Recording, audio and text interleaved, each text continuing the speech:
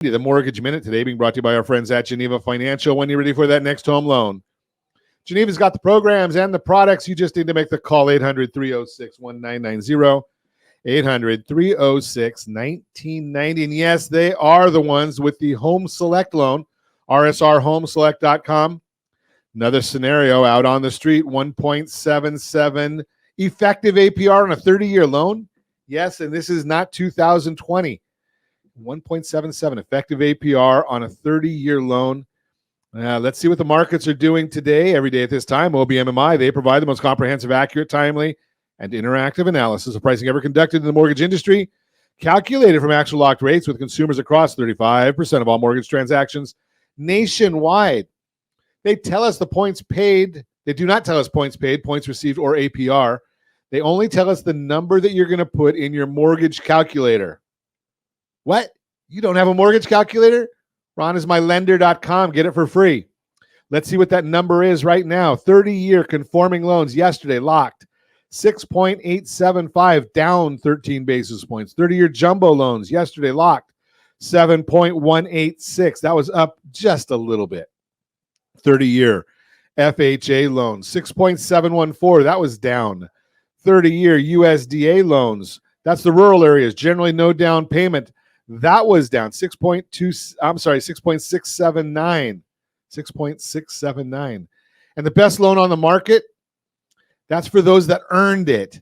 That would be a 30-year VA loan, down quite a bit yesterday. 6.396, down 18.5 basis points. Those are the numbers from yesterday. If you want my commentary each morning about what our thoughts are on the market, rsrmarketminute.com, rsrmarketminute.com. Let's see what's going on this morning on the markets as we speak right now. Let's take a look at the S&P 500 is now up 9.31 after the good news yesterday. A little, it's coming back a little bit.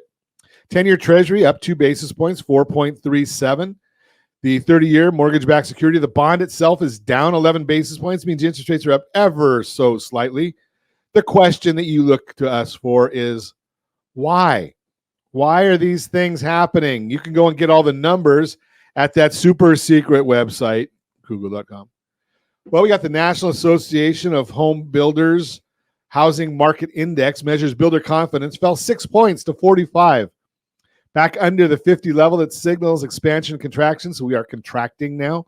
Big driver was higher mortgage rates, but they have since started to come down, which leads us to believe next month's report should be much better. Also concerned about the recent codes rules that requires HUD and USDA to insure mortgages for new single-family homes only if they are built to 2021 International Energy Conservation Code. This will further increase the cost of construction in a market that sorely needs more inventory for first-time and first-generation buyers. So here's the issue on that one. Every time the government gets involved, hold your wallet. That's the whole issue. So I've said right along that climate change is real, but the stuff that's the climate is changing, but all this garbage that they're doing with climate change is going to bankrupt all of us, and here's just another issue there. Breakdown from the internal metrics. Current sales fell 6 points to 51. Future expectations fell 9 points to 51.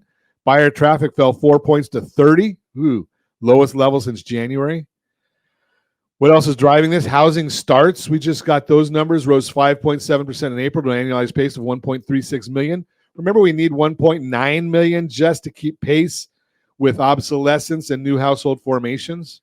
Initial jobless claims measures individuals filing for unemployment benefits for the very first time. 222,000 still remains above the previous low levels we've seen for a long time. 4-week moving average is up to 218,000, the most since November 2023. And we know that with the BS reports that come out of the Bureau of Labor Statistics, we do know that these will be adjusted. They always are. Industrial production and capacity utilization in January fell 0.1%, was lower than the 0.3 expected. This is continuing to show weakness in manufacturing. We talked about that before. Indiana, per capita, the biggest manufacturing in the country per capita is Indiana. They're contracting. The biggest overall is California and Texas, both contracting. So no matter what the president wants you to believe or hear or any of that stuff, we're just not growing. We're going backwards. We are. I told you in October we went into a recession. I stand by that comment. We'll see how long it takes for the rest of the country for the National Bureau of Economics to come out and tell us that I was right. That's the Mortgage Minute, brought to you by our friends at Geneva Financial. When you're ready for that next home loan, Geneva's got the programs and the products. You just need to make the call. 800-306-1990. 800-306-1990.